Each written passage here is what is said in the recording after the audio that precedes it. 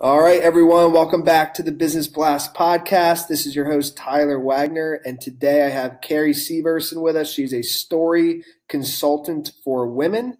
And welcome to the podcast, Carrie. Thank you very much. Of course. So we'll dive right in. The first question that I have for you is, what's the best story from your life that has an underlying valuable message? Good one. So before I was a storytelling consultant, I was a CEO of a nonprofit. I created it from scratch and launched it in 2011. At the time that bullying was an international hot topic, and I just happened to launch a bullying solutions organization. And so we caught on fire pretty much overnight. And for 5 years, my life was completely evaporated into this business. I completely lost my identity in the business. And when I sort of took a little bit of my life back and I could breathe again and I put me first again, my business started to improve and my life started to improve. And so the underlying valuable message that I took away from that experience is that even though I can give my everything to the business, if I don't put myself before it, neither one of us succeed. And so to this day, I'm very aware of burnout and my own personal boundaries. It proved to be an incredible, valuable lesson for me. And what's the most valuable piece of information that we should know that's within your expertise or industry? So I'm a storyteller. I've been in the journalism business for 20 years. Personal essay writing is something that anyone can do. Every entrepreneur can go out and get published in a media outlet today because they're looking for your personal lessons. And so the real big movement is figuring out a way to be personal in your professional lessons. And that's an incredible opportunity for you from a marketing perspective, from a leadership perspective. Every magazine, media outlet, from Entrepreneur to Women's Health magazine is looking for your personal stories. So, and just to dive deeper in that, so are you saying, like, in a sense, if people are trying to get featured in these big outlets like, Huffington Post, Inc., Forbes, just to name a few, you would recommend to not just focus on like value, but actually focus on like your personal story that separates you from the crowd, and that will dramatically enhance your chance of getting featured in those? Yeah, absolutely. So they're looking for, I call them slices of life. So if you take one lesson that you've learned in the last 6 months and you break that down into 1,000 words, you have one core lesson, one core emotion, a theme, and a positive, powerful point of view. That is exactly what they're looking for. Okay. That is very good to know. Thank you. The next question I have is, what's your best piece of overall business advice? So not necessarily industry specific. Mm-hmm. Well, based on my experience with burnout, I believe that creating some space between you and the business is actually really healthy. And I didn't have that my first go round. So I believe when you've got a really strong like meditation practice or a really strong personal self-care practice, your business is actually enhanced.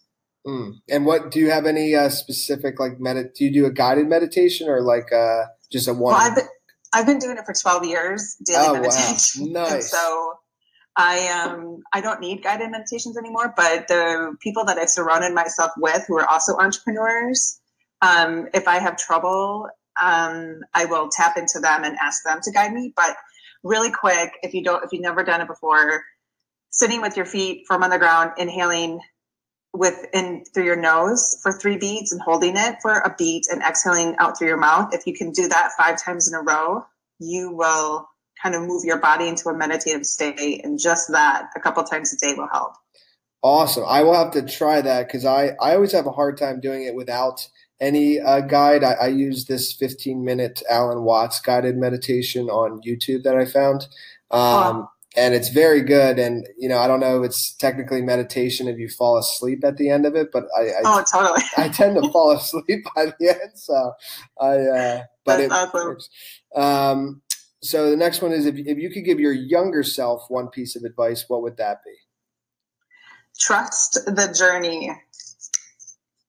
And do you want to? So I know what you mean, but do you want to elaborate on meaning like Sure. through all the ups and downs, like? Yeah, absolutely. So like I'm a born entrepreneur. I don't fit into corporate America. I've tried, and but when you're in college, you aren't really told it's okay to be your own entrepreneur.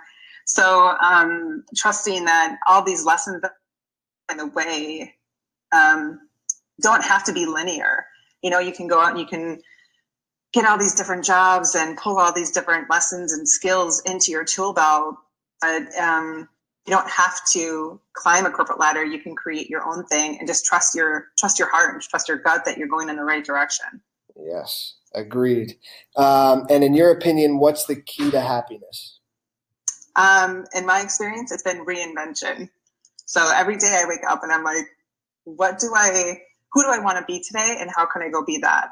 And every day I live my life from a place of joy and, I don't follow rules, just go make them.